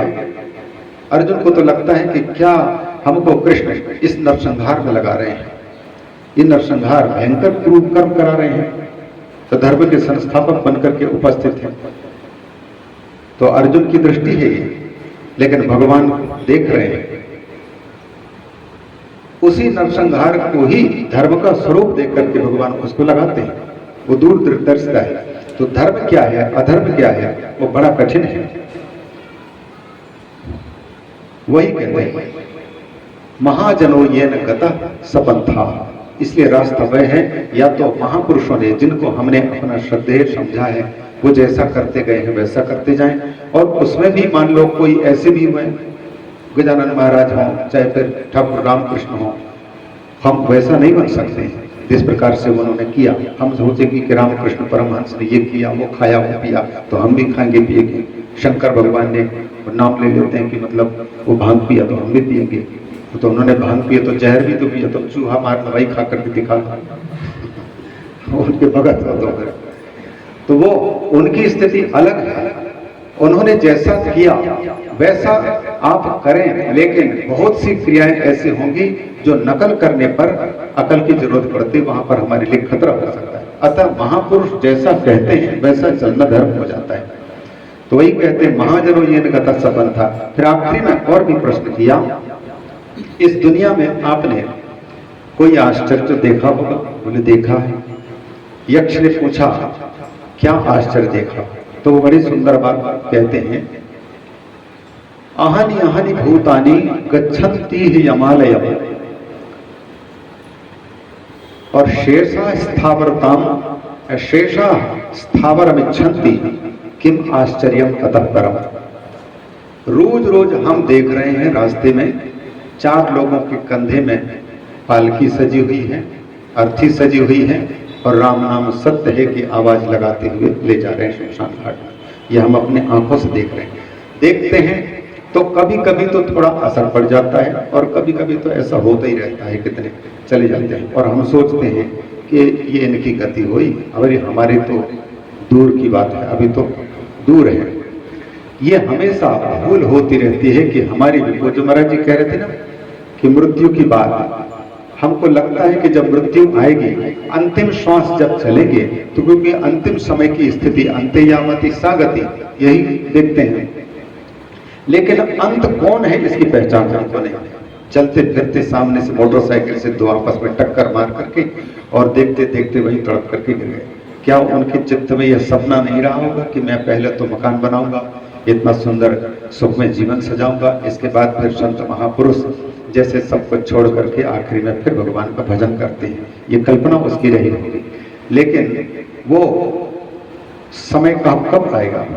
हमको लगता है वर्ण धर्म में जो आश्रम धर्म और वर्ण धर्म, आश्रम धर्म के अनुसार 25 साल तक तो ब्रह्मचर्य, फिर 50 साल तक गृहस्थ, इसके बाद फिर वानप्रस्थ। लेकिन क्या हमको वन में जाने का अवसर भी आ सकेगा? क्या वो उसके पहले ही जा नहीं सकते? इसीलिए भगवान शंकराचार्य जी ये दो प्रकार की व्याख्याएं करवाते हैं। एक तो वर्ण आश्रम, आश्रम क्रम में, क्योंकि शास्त्र ही आश्रम क्रम बना रखे। 25 साल तक आपको गृहस्थ बनने के पहले गृहस्थ जीवन के उपयोगी, वानप्रस्थ जीवन के उपयोगी और संन्यास आश्रम के उपयोगी सारी बातों को मकान बनाने के पहले नियम को मजबूत करते हैं। वैसे ही ब्रह्मचर्य आश्रम में सारे शास्त्रों का ये डाउनलोड मस्तिष्क में हो जाए। और इसलिए भी जरूरी है क्योंकि 25 साल की अवस्था तक ये नए उम्र से लेकर के 25 साल तक ये अवस्था बहकने की भी अवस्था होती है। अगर अच्छी संगति नहीं मिली तो व्यक्ति भटक भी सकता है। और शास्त्रों के अध्ययन में अगर मस्तिष्क को लगाया, बुद्धि को लगाया है, तो गलत कर्म करने से वो बचा रहेगा, नियंत्रित रहेगा। और गृहस्थ जीवन में जब प्रवेश करेगा शास्त्र के अनुसार तो अच्छा गृहस्थ आश्रम भी बन सकता है। इसके बाद फिर गृहस्थ आश्रम में प्रवेश करना, फिर वानप्रस्थ, ये क्रम है। लेकिन आप देखेंगे जगत गुरु भगवान शंकराचार्य जी को उन्होंने क्रमशः ब्रह्मचर्य के बाद में गृहस्थाश्रम में तो प्रवेश नहीं किया, न वानप्रस्थ, सीधे सीधे संन्यास है। तो प्रश्न ये उठता है कि ये शास्त्रीय नियम का उल्लंघन दिख रहा है। सनक सनंदन सनातन सनत कुमार आज भी बहुत से संत हैं, तो उन पर यही आचार्य व्यवस्था देते हैं, यदहरेव विरजेत तदहरेव प्रव्रजेत। जिस दिन वैराग्य हो बस वही समय है, उसी समय पर। दृष्टांत, लोहार लोहे को गर्म किया और निहाई में रखा और इसके बाद फिर हथौड़ी उठाया, तो जब तक लोहा गर्म है, लाल है, तभी वो हथौड़ी मारना उचित है। और उसी समय पर उससे कड़ाही बन सकती है जिससे हमको कड़ी खाने को मिल सकता है। उतने अगर वो ठंडा हो जाए अथवा गर्म नहीं हुआ है, उसके पहले हथौड़ी मारेंगे तो उस पर कोई असर नहीं पड़ेगा, बिगड़ भी सकता है। वैराग्य जो होता है वो लोहे, गर्म लोहे की भांति है। उसी समय पर अगर सद्गुरुदेव मिल जाए, सद्गुरुदेव रूपी वो मूर्तिकार मिल जाए, तो जैसा चाहे वैसे मूर्ति बना करके उसको रख दे सकता है। अतः ये जो 4 आश्रमों को आश्रमात आश्रमांतरम प्रजेत तब तक के लिए व्यवस्था है जब तक कि हमारे चित्त में तीव्रतर वैराग्य का उदय नहीं हुआ है। गृहस्थ आश्रम में प्रवेश करने के बाद अगर वैराग्य का उदय हो गया है तो आपका गृहस्थ जीवन भी सफल हो गया, ब्रह्मचर्य भी सफल होकर के अब प्रव्रजन की ओर में जा सकते हैं। ये क्रम निर्धारित किया गया है। ये सब शास्त्रीय व्यवस्थाएं, ये हम कह रहे थे कि आश्चर्य यही है कि हमको लगता है कोई बातें जो यहाँ संत महापुरुषों के मुख से निकल रही हैं तो हम सुनते तो जरूर हैं, लेकिन कई बार सुनते सुनते हमारे अंदर में उपेक्षा नाम की देवी ऐसे जबरदस्त बैठी हुई है कि वो नहीं, अभी तो समय है, बाद में देखा जाएगा, कोई बात नहीं। इसलिए इस कान से प्रवेश किया, इस नाम से निकल जाता है। मैं भी जब किसी की बात सुनता हूँ तो कई बार हमको भी झपकी आती है, कई बार मैं भी निकाल देता हूँ उससे। लेकिन जब स्वयं बीमार पड़ता हूँ तो दवाई चाहे कोई भी व्यक्ति बताए, हमको रोग से निवृत्ति प्राप्त करनी है तो उस दवाई को अमृत समझ करके मैं स्वीकार करता हूँ। और बीमार होने का केवल नाटक है और बीमारी नहीं है तो उस दवाई को पड़ी पड़ी रह जाती है। मुफ्त की दवाइयाँ को कई बार कितनी उपेक्षाएं कर दी जाती हैं, खरीद करके खाते हैं। जब बीमारी को दूर करने के लिए तो उसकी कीमत हम समझ पाते हैं। वैसे ही कोई भी कार्य हो, चाहे धर्म की शिक्षा की बात हो, चाहे आध्यात्मिक शिक्षा की बात हो, हमारे चित्त में बस यही भूल बड़ी पड़ी हुई है कि आने वाले दिन में हम कर लेंगे, आगे वाले समय में कर लेंगे। लेकिन आगे आने वाले समय की प्रतीक्षा में कभी हमारा वो समय भी निकल गया। इसलिए कल की प्रतीक्षा करते करते तो काल भी नजदीक आ जाता है। इसलिए पूज्य महाराज जी प्रातः काल कह रहे हैं, यह चेत अवेदित, इसी जीवन में और इसी क्षण और इसी जगह पर अगर आप जाग गए, चेत गए, तब तो इस जीवन को पाने का और इस क्षण को पाने का और इस जगह को पाने का लाभ आपने प्राप्त कर लिया। न चेत अवेदित महती विनष्टि, और अगर नहीं जागा, नहीं चेता, महापुरुषों की संगति पा करके जो बता रहे हैं उसके अनुसार नहीं संभल पाए, तो फिर बहुत बड़ी क्षति है, बहुत बड़ी क्षति। महाराज जी ने बताया था 84 लाख चक्कर, बार बार कीट पतंग ईंट न जाने क्या क्या बन करके घूमना पड़ सकता है। इसलिए मैं वाणी को यही कह दूं, विषय तो विवरण दे रहा था, बस उतना ही कह करके, और जैसा जैसा, क्योंकि आपके भाग्य भी चाहिए और हमारा भी भाग्य चाहिए। और वेदांत का देखिए, सच कहें वेदांत का अध्ययन करने की हमारी बहुत इच्छा है, लेकिन पता नहीं ये आप लोगों के जैसे विक्षेप है वैसे भी महात्माओं के भी विक्षेप बहुत होते हैं। कोई ना कोई है रोक करके रखता है, तो इसके अंदर में प्रवेश नहीं करने देता, उसको अंदर में लाने नहीं देता। लेकिन पूज्य महाराज जी की कृपा और संतों की कृपा जरूर है कि ऐसी संगति मिल जाती है, तो किसी न किसी दिन, जैसे यहाँ आप उपस्थित हैं, तो उपस्थिति बता रही है कि आपके जीवन को माँ अपने चरण कमलों में अवश्य लेकर के अपने जैसे वो बनाएंगे ही बनाएंगे, और महापुरुषों की कृपा अवश्य होगी। इन्हीं शब्दों के साथ में वाणी को विराम। ओम हरि ओम तत्सत। व्याख्याता सर्ववेदांतास् तान् नित्यं प्रणतोऽस्म्यहम्, तान् नित्यं प्रणतोऽस्म्यहम्। यद्विद्याविलासेन भूतभौतिकसृष्टयः तं नौमि परमात्मानं सच्चिदानन्दविग्रहम्, तं नौमि परमात्मानं सच्चिदानन्दविग्रहम्। स्वागताय सम्पृक्तो वागर्थाप्रतिपत्तये जगतः पितरौ वन्दे पार्वती परमेश्वरौ। बोलिए सच्चिदानंद भगवान की, गुरुदेव भगवान की, आनंदमयी माँ की, भगवती काली देवी की। हर हर हर हर महादेव महादेव। श्री राम जय राम, जय जय राम। श्री राम जय राम, जय जय राम। श्री राम जय राम, जय जय राम। श्री राम जय राम, जय जय राम। श्री राम जय राम, जय जय राम। श्री राम जय राम, जय जय राम। बोलिए राजा रामचंद्र भगवान भगवान की जय। हर हर प्रातस्मरणीय परम पूज्य बाबा जी स्वामी योगींद्रानंद जी, ब्रह्मचारी जयेश्वर चैतन्य जी, स्वामी दिव्यानंद, स्वामी परमानंद जी एवं वृंदावन से पधारे केशव जी महाराज, स्वामी कृष्णानंद जी एवं साध्वी पूर्णानंद जी एवं भक्तगण, भक्तिमती माता। प्रातःकाल आपने श्रवण किया, जैसे महाराज जी ने कहा था कि ये दृष्टा भाव कहाँ हो रहा है।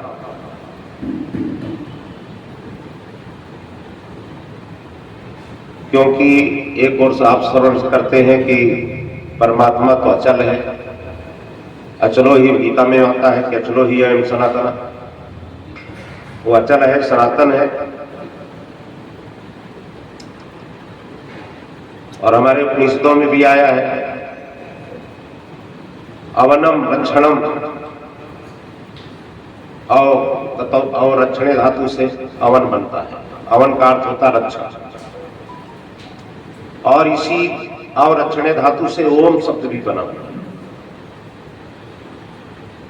ये जो ओम शब्द उच्चारण करते हैं ना, शब्द के निर्माण की प्रक्रिया में दो पद्धतियां हैं, एक अव्युत्पन्न है शब्द, एक व्युत्पन्न शब्द। तो जो ओंकार है इसको व्युत्पन्न भी मानते हैं, व्युत्पन्न है, लेकिन जहां तक पाणिनि व्याकरण आदियों में विचार किया गया है तो अवरक्षणे धातु से ओम शब्द बनता है। माने ये ओम शब्द ऐसा है जो हमारा रक्षा करता है, परमात्मा का लक्ष्य वाचक भी है और परमात्मा का लक्षक भी है, परमात्मा को लक्षित कराने वाला है। ये जो ओंकार का हम उच्चारण करते हैं ना, तो ये परमात्मा को लक्षित भी कराता है, परमात्मा का वाचक कराता है। अब किसको? निर्गुण परमात्मा को लक्षित कराता है, सगुण परमात्मा का वाचक। तो ऐसा ये ओम शब्द है, रक्षा करने वाला। और ये ओम शब्द प्रतीक भी है, ऐसा भी शास्त्रों में है, प्रतीक। जैसे शिवलिंग, शिव जी का प्रतीक मान के हम पूजा करते हैं। शिवलिंग में क्या है? प्रतीक तो मानते हैं ना। ये मूर्तियां क्या है? प्रतीक ही है भगवती का, उनमें हम पूजा करते हैं। ऐसे ओंकार एक प्रतीक भी है। अगर आप ओंकार का उच्चारण करें, ओ करें, तो उसमें आप ब्रह्म दृष्टि रख सकते हैं। ऐसे शिवलिंग में हम शिव दृष्टि रखते हैं। वहां और भी पूजा करते हैं, जल भी चढ़ाते हैं, अन्न भी चढ़ाते हैं। तो यहाँ चढ़ाने का तो नहीं है, केवल इतना शास्त्रों में बताया गया कि आप ओम का उच्चारण करें और उसमें ये ब्रह्म दृष्टि रखें कि यही परब्रह्म भी है, यही अपर ब्रह्म, ऐसी दृष्टि कर सकते। तो ये ओम प्रतीक भी है, वाचक भी है और लक्ष्य कराने वाला है। प्रणो ही धनु सरो ही आत्मा, ऐसा शास्त्रों में आया। तो चलिए, तो अवरक्षण अवनम माने रक्षणम, अवन का अर्थ रक्षण हो गया। वो क्या कहा है? तो कह दिया निष्क्रिय स्वरूपावस्थान। हाँ, अपने हम लोगों का, जैसे कि आप आज की विज्ञान परंपरा में महात्माओं से सुनते ही हैं, एक न्यूट्रॉन है, और क्या बोले, इलेक्ट्रॉन, प्रोटॉन और न्यूट्रॉन। कहते न्यूट्रॉन चलता नहीं है, स्थिर है, वो स्थिर बताते हैं, उसका चक्कर लगाते हैं इलेक्ट्रॉन। ऐसा आज विज्ञान में आजकल वो बोलते हैं, आजकल बोलते हैं, सनातन में नहीं बोलते, प्राचीन काल में नहीं। प्राचीन काल में तो एकमेव अद्वितीय, समझ में आगे बात ना। हाँ, जब आंख से दिखना कम हो जाता है तो दो चंद्र में दिखाई देने लगते हैं, और आंख में जब मोतिया आ जाता है तो आगे देखा ऐसा लगता है, उसको हम संस्कृत भाषा में बोलते हैं केशोड्रा, मतलब ऐसा आंखों से दिखाई देगा, बाल के गुच्छे उड़ रहे हैं। ये आप सब बूढ़ों को, वृद्धों को पता चल जाता होगा, आंखों से ऐसा लगता है बाल के गुच्छे उड़ रहे हैं। कुछ नहीं, आंख में दोष आ जाता है, दिखाई देते। ऐसे विवेक, हमारे विवेक में दोष आ जाता है तो ये सब इलेक्ट्रॉन प्रोटॉन दिखाई देते हैं, नहीं तो एक कुछ भी नहीं है, एक मेवा द्वितीयम। जैसे आप प्रार्थना सुन रहे हैं, एक मेवा सत्यम ज्ञानम अनंतम ब्रह्म है, शांतम शिवम अद्वैतम ब्रह्म, एकमेवा द्वितीयम ब्रह्म।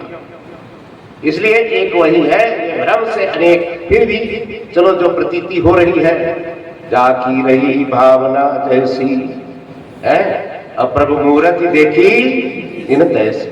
ये ऐसी सृष्टि है, ऐसा परमात्मा है जिसमें जैसी भावना है वो इससे उसको दिखाई दे, जैसी भावना। भावना वाले को कहीं परमाणुवाद दिखाई देता, परमाणु है। भावना वाले को प्रधान दिखाई देता, प्रकृति है। भावना वाले को शून्यवाद दिखाई देता है, ऐसा भी जो सिद्धांत है, शून्य ही दिखाई देता है, कुछ नहीं, शून्य ही है। भावने वाले को क्षणिक विज्ञान भी दिखाई दे रहा है? तो जैसी जिसकी भावना है वही दिखाई देता है। क्यों दिखाई देता? कहते माया एवं सर्व संभव, जो माया में सब संभव है, सबको दिखाई देगा, सभी संभव है, सभी बात आ जाते हैं उसी में, माया में क्या नहीं, अघटित घटना पटीयसी, शास्त्र में आया जो अघटित घटना पटीयसी सा माया, जो न घटे उसको भी घटा देने वाली है, वो माया शक्ति है। तो उसमें सब आ जाता है, लेकिन ये कुछ नहीं, लेकिन फिर भी हम उसको दृष्टांत तो बना ही सकते हैं। जैसे वो लोग कहते हैं इलेक्ट्रॉन न्यूट्रॉन कुछ करता नहीं है, ऐसे हमारा जो ब्रह्म है वो वस्तुतः उसमें कोई क्रिया नहीं है, कोई क्रिया नहीं। अचलो अचल है, गीता में कहती है अचलो ही हम सनातन, अचल है, उसमें कोई क्रिया नहीं। तो ऐसा जो परमात्मा है निष्क्रिय, इसलिए अंत में कहते हैं अवनम रक्षणम, वहां पर जो आया ना सहनावतु सहनौ भुनक्तु सह वीर्यं करवावहै तेजस्विनावधीतमस्तु मा विदुषावहै ओम शांति शांति शांति। तो वहां पर नावतु अवतु, वहां अवतु का अर्थ करते हैं कि हम अपने निष्क्रिय स्वरूप में अवस्थित हो जाएं।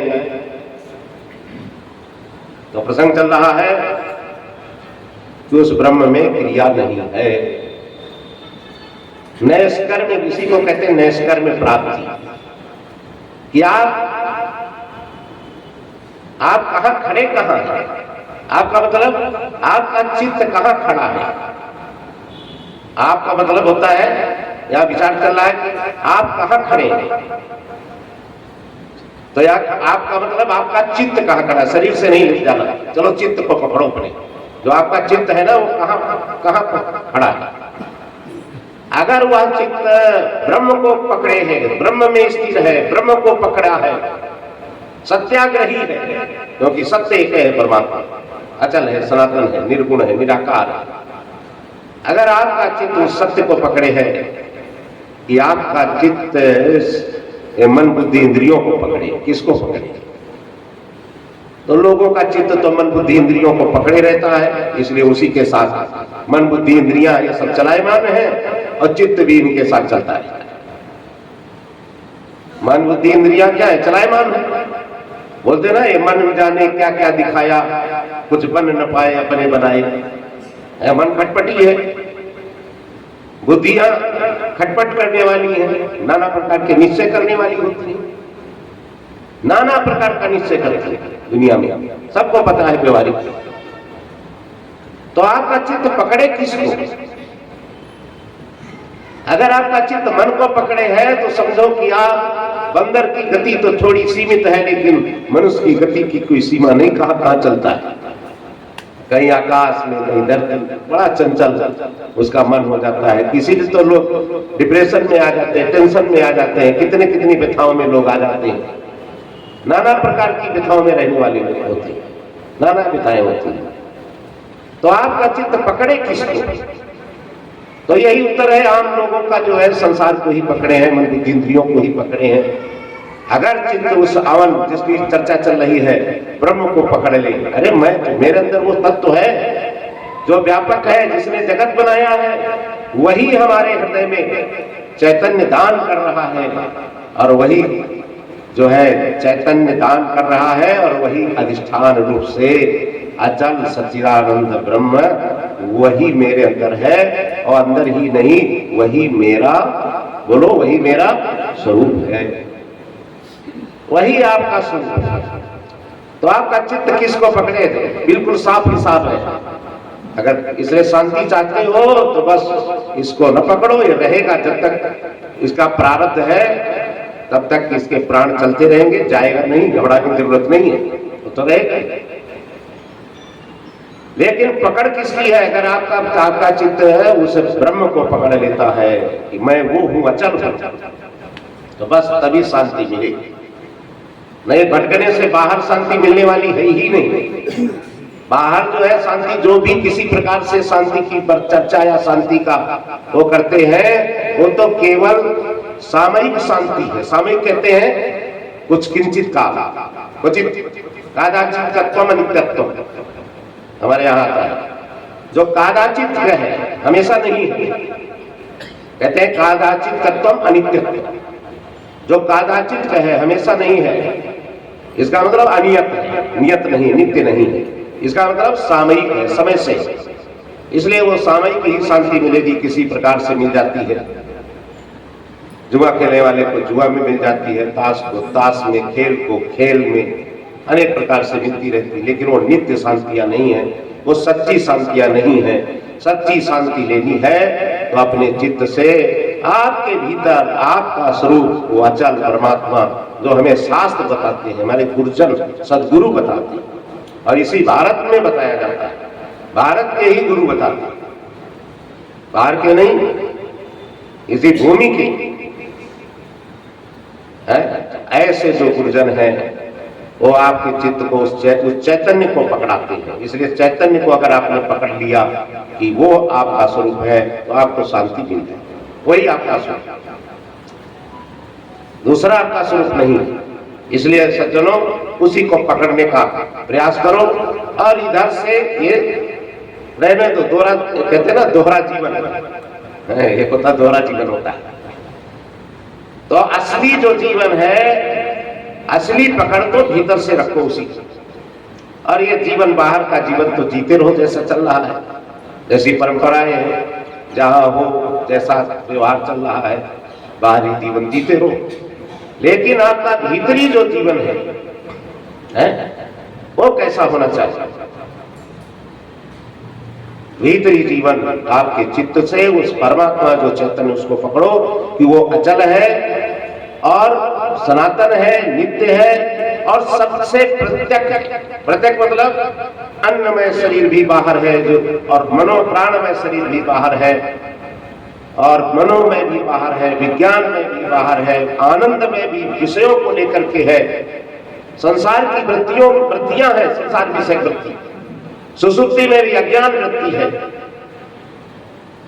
लेकिन तुरीय में आपके स्वरूप को अनुभव करने में अज्ञान वृत्ति भी नहीं, विषय वृत्ति भी नहीं। वहां तो उपनिषदों से उत्पन्न, महावाक्यों से उत्पन्न, गुरुओं के उपदेश से उत्पन्न ब्रह्माकाराकारी वृत्ति है। बस एक है। जब यह ब्रह्माकाराकारी वृत्ति, उसको हिंदी में यही है कि वही आप है, चाहे तत्वमसी संस्कृत में कह लो, महावाक्यों से कह लो, चाहे हिंदी भाषा में कह लो, वही आप है। तो अपने चित्त को आप वहां लगावें। अंतरतम जीवन, इसी से आपको शांति मिलेगी, इसी से आपको बल मिलेगा, और इसी से गीता में कहते हैं निश्चयात्मिका बुद्धि रहती है गुरुनंदन। यही निश्चयात्मिका बुद्धि, इसी को निश्चयात्मिका बुद्धि कहा है। और नहीं तो ये बताने की जरूरत नहीं है, अनंत बुद्धियां रहती हैं कि नहीं रहती हैं? नाना प्रकार की बुद्धि रहती है, घूम रहा परेशान है जी, अनंत बुद्धियां, नाना प्रकार की बुद्धियां रहती हैं, कोई पता नहीं, कोई उनका ठिकाना नहीं, कोई उनका सच्चा आलम्बन नहीं है, भटक जाते हैं। आलम्बन भी सच्चा नहीं है, कब कैसी वृत्ति कहां कब कैसा परिवर्तन कर लेता है। लेकिन निश्चयात्मिका बुद्धि यही, वृत्ति यही है, बुद्धि यही है। निश्चयात्मिका बुद्धि रहते हैं कहा गुरुनंदन, और नहीं तो अनंत होती है। और सज्जनों, जब तक ये बुद्धि नहीं आएगी आपके अंदर, उसकी पकड़ की, तब तक शांति नहीं, सुख नहीं। अशांत कुतः सुखम, गीता में आ गया। जो अशांत है, अगर आप शरीर के साथ जुड़ेंगे, मन के साथ जुड़ेंगे, जुड़े ही रहते हैं। और भगवान के साथ कहां जुड़ते हैं? और वैसा भगवान जो आपके हृदय में बैठा है, दूर नहीं है। कहीं जाना चाहिए, जाइए, आप दर्शन करिए, बाहर वो बात, उसकी बात अलग है। लेकिन जो सच्चा भगवान है, जीवंत भगवान है, जिससे सारे प्राणियों का जीवन चल रहा है, जो जीवन का जीवन है, जो जीवन का जीवन है, प्राणस्य प्राण, चक्षुषा चक्षु, मनसा मना, वाचो ही वाच, उपनिषदों में आता है। वो वाचो ही वाच, वाणी का भी वाणी है, वाणी भी उससे चलती है। मन का भी मन है, मन को भी वही सामर्थ्य देने वाला है। चक्षुषा चक्षु, आंख में भी देखने, ऐसा जो जीवन, सारे जीवन जिससे हो रहे हैं, सारे जीवन जिससे हो रहे हैं, सारी पदार्थों की सत्ता जिसकी सत्ता से सत्तान्वित हो रही है, जिसके आनंद से सारे विषय आनंदान्वित प्रतीत हो रहे हैं, ऐसा वह आनंद घन परमात्मा वेद व्यापक है। लेकिन अनुभव बड़े सौभाग्य की बात है कि अनुभव उसको इसी मनुष्य शरीर में और मनुष्य हृदय में, संस्कृत हृदय में भीतर ही होता है। इसलिए उसको पकड़ो और उसको ऐसा पकड़ो। हमारे सूरदास जी कहते हैं कि हमारे हरि हारिल की लकड़ी, क्या बोलते हैं? हमारे हरि हारिल की लकड़ी। हारिल की लकड़ी समझ में नहीं आ रहा होगा बहुतों को, है ना? हारिल एक पक्षी है, एक पक्षी होता है जिसका नाम है हारिल कहते हैं। अब हिंदी भाषा में और कुछ बोलते हो, वो हमेशा उड़ेगा तो लकड़ी पकड़ के उड़ता है। अब उसकी अपनी मनोवैज्ञानिकता क्या है, मानसिकता। लोग कहते हैं कि इसलिए पकड़ के उड़ता है, वो सोचता है कि मैं गिर जाऊंगा तो लकड़ी का सहारा है। जो भी कुछ हो, तो जैसे वो हारिल पक्षी लकड़ी नहीं छोड़ता, ऐसे सज्जनों कभी भी उस अपने अंदर बैठा हुआ परमात्मा जो उसको पकड़ो, आनंद। अच्छा, आप चेतन है कि जड़ है? बोलो। चेतन है। तो जो चेतन है ना, वही तो परमात्मा है। अच्छा, आप वही तो है, आप है या नहीं है? बोलो। है। तो जो है, जो चेतन है, उसी को तो परमात्मा कहते हैं। वो आपके अंदर है। अच्छा, अपने अंदर ढूंढना अच्छा है कि दूसरे के भीतर ढूंढना अच्छा है?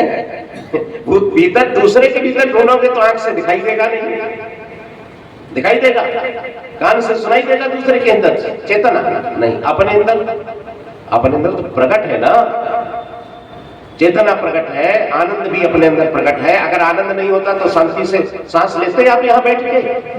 नहीं लेते।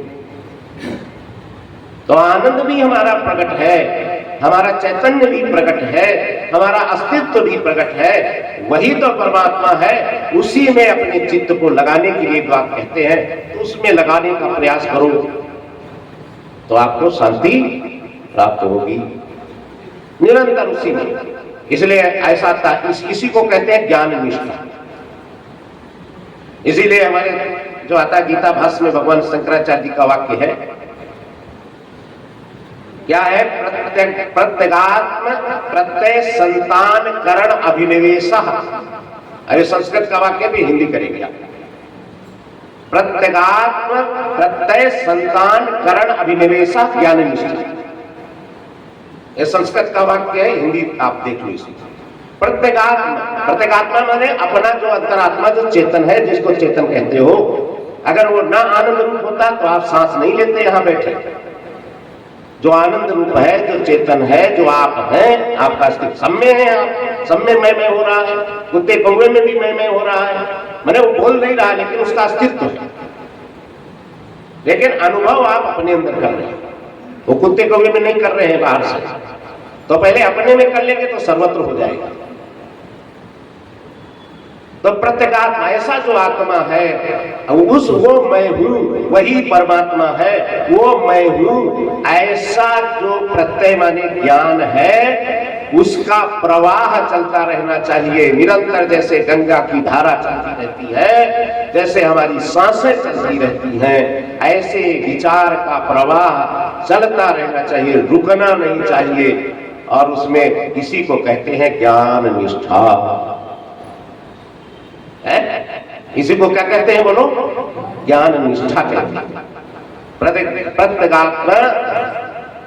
प्रत्यगात्म प्रत्यय संतान करण अभिनिवेश।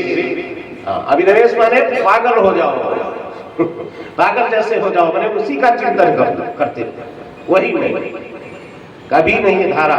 जैसे सांस कभी नहीं रुकती है, चलती रहती है, ऐसे आपका ये विचार चलता रहना चाहिए। चित्त उसी में लगाओ, वो मैं हूं, वही मैं हूं, और वही सब है, मैं ही नहीं। फिर बाद में सोचो वही सब है। अरे वही, जैसे मैं वही हूं, ऐसे सब भी वही है। ये तो बड़ा दुख की बात है कि इस तत्व को सभी लोग अनुभव नहीं कर रहे हैं। ये दुख की बात, खेद की बात, अनुभव नहीं कर रहे। इसलिए हमेशा करो, अनुभव करो, और जो अनुभव करते हैं तो यही कह दिया, यद्यपि ब्रह्म अखंड अनंता है, वो अखंड सर्वत्र है, सब में है, सर्वत्र है, अनंत है, लेकिन अनुभव गम में भजे ही संता। संता का मतलब कपड़े से संता की बात नहीं है। संत वही है जो परमात्मा के अस्तित्व को स्वीकारता है, और स्वीकार करके जो अनुभव करता है, जो स्वीकारता है वो संत है, ठीक है ना। और जो अनुभव करता है वो महंत, मही पूजायाम धातु है, संस्कृत में मही पूजायाम धातु, उससे महंत बनता है। और असत हुई धातु है, उससे संत सत बनता है। जो स्वीकारता है वो संत है, और जो अनुभव करता है वो महंत है, और जो सर्वत्र प्रचार करता है वो मंडलेश्वर है। समझ आ गई बात ना, वो मंडलेश्वर। अब प्रचार न करे काहे मंडलेश्वर है ना, तो हाँ वो मंडलेश्वर। तो ऐसा है, इसलिए उसमें चित्त लगाने का आप प्रयास करें। अब आया वही तत्व जो है वास्तव में तुरी है, वो विद्या से, ज्ञान से ही प्राप्त होता है। अच्छा, बिना ज्ञान के मिलेगा बाजार में? अगर आप न सुने तो क्या ये बात समझ में आएगी? अनुभव करेगा कोई? नहीं कर सकता है। ये सत्संग से प्राप्त होता है। और अब विचार आ रहा है ये विद्या से, इसी का नाम विद्या है और कोई नहीं, इसी का नाम ब्रह्म विद्या है, यही ब्रह्म विद्या है। तो ऐसे ज्ञान को आप उपलब्ध करो, अनुभव करो। अब ऊपर से थोड़ा 2 मिनट बोल देते हैं। एक आता है कि जैसे प्रातःकाल चर्चा चल रही है, अब ऊपर से बोल रहे हैं, ठोस बात तो हो गई। एक ज्ञाता है, ज्ञान है, गे है ना, ज्ञाता ज्ञान गे, तीन है ना, सुना है नाम। दूसरा है कर्ता करण कर्म, है ना, 3 है ना, दोनों 2 पर विचार करूंगा। तो कर्म क्या है? कर्म जो आपके शरीर से हो रहा है, देखना, सुनना, खाना, पीना, चखना, और इधर उधर बाजार जाना, सत्संग में आना, इसको कर्म कहेंगे कि नहीं? कर्म। करण क्या है? करण क्या है? तो हाथ पैर न होते, पैर न होते हाथ पाते यहाँ, आंख न होती तो यहाँ बैठ पाते सही ढंग से। तो आंख कान नाक ये हो गए करण। तो कर्म हो गया, कर्म समझ में आ गई बात में? करण ये है, इंद्रियाएं आदि। अब कर्ता कौन है? क्योंकि कर्ण कर्ता नहीं होता है, कर्ता है चिदाभास,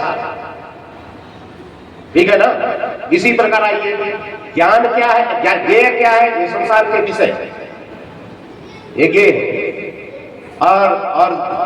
और ज्ञान क्या है? जो संसार का ज्ञान क्या है? क्या ज्ञान होगा बताएंगे? ज्ञान है वृत्तियां, वृत्ति को ज्ञान कहा है। वृत्तो ज्ञान सुचारा, ऐसा शास्त्र में आता है। ज्ञान को, यद्यप मुख्य ज्ञान जो है वो ब्रह्म ही है, उसी को स्वरूप ज्ञान कहते हैं। लेकिन लोक में जो ज्ञान शब्द का व्यवहार होता है वृत्तियों को। अगर भाई हमारी वृत्ति तो हो रही है कि आप माता है, ये भाई बंधु है, वृत्ति से ही तो ज्ञान हो रहा है ना। तो वृत्ति है ज्ञान, और विषय है पदार्थ, और ज्ञाता कौन हो गया? चिदाभास। तो ये 3 चीजें आपको यहाँ 2 जगह 2 बातों 2 लक्षण में दिखाया। कर्ता हो गया चिदाभास, चिदाभास कोई पदार्थ नहीं है। हमारे यहाँ कहते हेतुआभास आता है, जो न्याय तक पढ़ते हैं। हेतुवद आभासन्ते हेतुआभासा, हेतु है नहीं, लगता है। ऐसा चैतन्य है नहीं, लगता है, प्रतीत होता है। इसलिए चिदाभास कोई पदार्थ वास्तव में नहीं है, तो प्रतीति। लेकिन फिर भी सारा संसार प्रतीत हो रहा है, तो चिदाभास भी प्रतीत हो रहा है। और जब चिदाभास प्रतीत हो रहा है तो वो हो गया कर्ता, वो हो गया ज्ञाता। और कर्म कौन हो गया? संसार में जो कर्म कर रहे हैं। करण क्या हो गई? आपकी इंद्रियाएं, आपका मन बुद्धि, ये सब करण है। ये कर्ता कोटि में नहीं आते। कर्ता अलग होता है, करण अलग होता है। तो ज्ञाता कौन हो गया? चिदाभास। ज्ञान कौन हो गया? वृत्ति। विषय कौन हो गए? संसार के जितने पदार्थ हैं विषय। आ गई बात ना? चलो, ये हो गया ज्ञाता ज्ञान के विभाग। ये 18वें अध्याय में बहुत ढंग से गीता में भगवान बताए। सात्विक राजस तामस, जरा पीछे पढ़िए, गीता जरूर पढ़िए। हाँ, अच्छा, चलो, कर्ता कौन हो गया? चिदाभास। कर्ण कौन हो गए? इंद्रियाएं, जो हमारे अंदर बाह्य इंद्रिया, कर्म इंद्रिया, और शरीर भी एक साधन है। शरीर न होता तो इंद्रियां रहती कहां? और कर्म कौन हो गया? संसार में जो हम कर रहे हैं सारे कर्म हो गए। ये तीन चीजें ऐसे हो गए। अच्छा, बंधक कौन है? बंधक बना हुआ कौन है? और एक विचार कर लो, ये चिदाभास। और बंधन क्या है? यही अहंकार आदि बंधन है। अहंकार बंधन है, अज्ञान बंधन है। और इसके द्वारा बांधने वाला कौन हो गया? ये विषय। विषय का अर्थ ही होता है जो बंधनंती सिन्वंती बंधनंती विषय, जो बांधते हैं वही विषय होते हैं। और ये चीजें तीन चीजें आपको झलका दी गई हैं।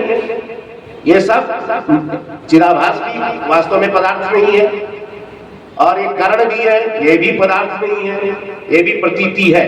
आंख में अगर परमात्मा को हटा दो, परमात्मा की शक्ति हटा दो, तो आंख नाम की कोई सत्ता है? नहीं, ये भी प्रतीति है। तो कुल मिला के ये सब प्रतीति है, ये चिदाभास आदि सब प्रतीति है।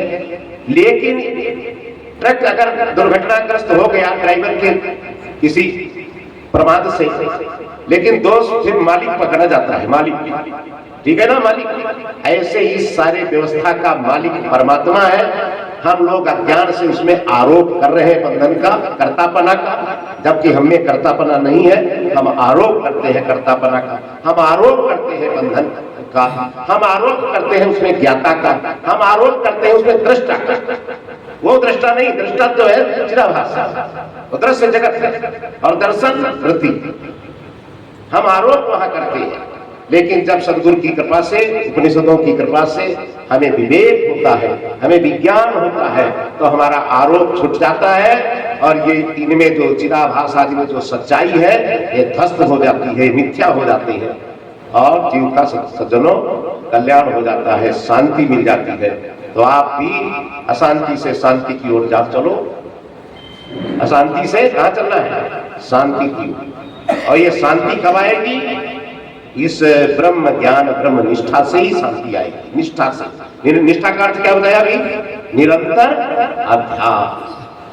बस निरंतर काम करते रहो, दोहरा जीवन जियो। जैसे लोग जाते हैं ना बाहर, पत्रकार भी बन जाते हैं, जासूसी भी करने लगते हैं देश की, उनका दोहरा जीवन कहलाता है। ऐसे दोहरा जीवन जियो, ये व्यवहार भी करते रहो बाहर से सारा, और भीतर से शिवोहम शिवोहम सच्चिदानंदोहम।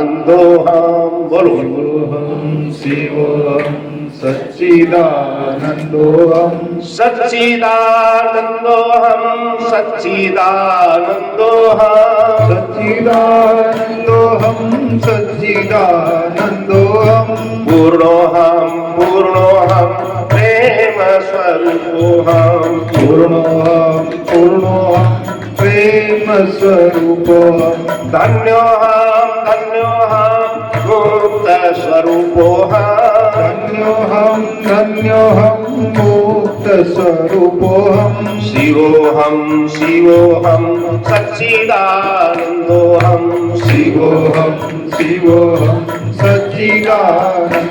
बोलिए सच्चिदानंद भगवान भगवान की जय। तो ये जो गाया है, ये चिदाभास इसमें गाया है। पुराण आदि को वाणी नहीं होती, गाते कैसे? लेकिन ये चलो ठीक है, इसको भी गाओ, लेकिन भीतर से चिंतन करो कि मैं वही हूँ, उसको पकड़ो, अचल हूँ, सनातन हूँ, इसे में कल्याण है। बोलिए गुरुदेव भगवान। सुनते हैं तो हमारी तो बोलने की इच्छा समाप्त हो जाती है। हम बहुत ध्यान से सुनते हैं, वृत्ति वैसी बनती हुई चली जाती है और मन शांत हो जाता है, फिर बोलने की इच्छा नहीं रहती। तो इसलिए मन बिल्कुल इस समय बोलने का नहीं कर रहा, अपन भगवान का नाम लेने समाप्त हो जाएगा, कोई इच्छा नहीं। ध्यान से सुनो, तुम्हारी वृत्ति भी वैसी बन जाएगी। इसी क्षण तुमको अनुभव होने लगेगा शांति का, मुक्ति का, सब इसी क्षण। अलग से कोई मनन और निधि ध्यान नहीं करना पड़ेगा। जो सच्चे जिज्ञासु होते हैं उनको अलग से मनन और निधि ध्यान नहीं करना पड़ता। जिस क्षण श्रवण होता है उसी वक्त मनन भी होता है, उसी वक्त निधि ध्यान भी होता है, और उसी समय आवरण भंग भी होता है। एक साथ सब बात जिज्ञासा की है, वैराग्य की है, तत्परता की है, तब लाभ मिलता है। ये अमृत माँ के आश्रम में सत्संग होता था, महापुरुष जब बोलते थे तो माँ एक ही बात, अमृत वर्षण हो रहा, माँ की वाणी, अमृत वर्षण हो रहा, अमृत बरस रहा है। फिर माँ कहती है घड़ा उल्टा रखोगे तो बह जाएगा, घड़ा सीधा रखोगे तो भर जाएगा, तो अपना घड़ा सीधा रखो, यही हमारी प्रार्थना है, उल्टा मत रखना।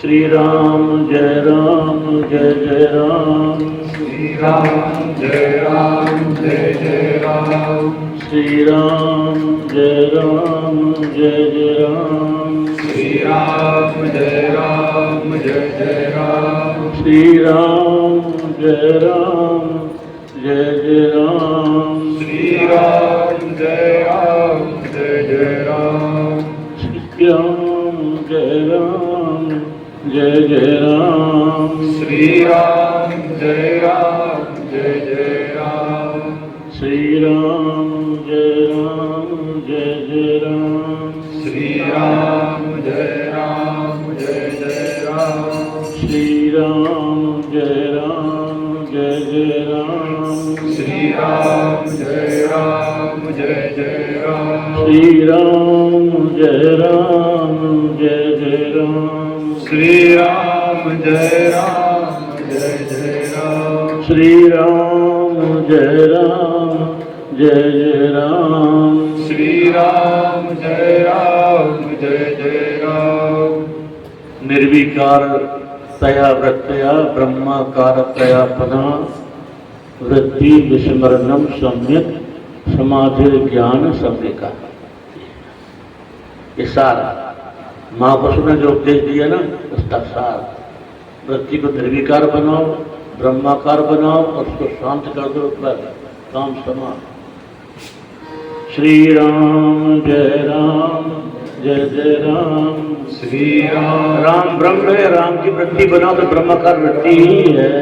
श्री राम जय राम जय जय राम, श्री राम जय राम जय जय राम, श्री राम जय राम जय जय राम, श्री राम जय राम जय जय राम, श्री राम जय राम जय जय राम, श्री राम जय राम जय जय राम, श्री राम जय राम जय जय राम, श्री राम जय राम जय जय राम, श्री राम जय राम जय जय राम, श्री राम जय राम जय जय राम, श्री राम जय राम जय जय राम, श्री राम जय राम जय जय राम, श्री श्री आनंदमयी मात की जय, सद्गुरुदेव भगवान की की जय, सर्वे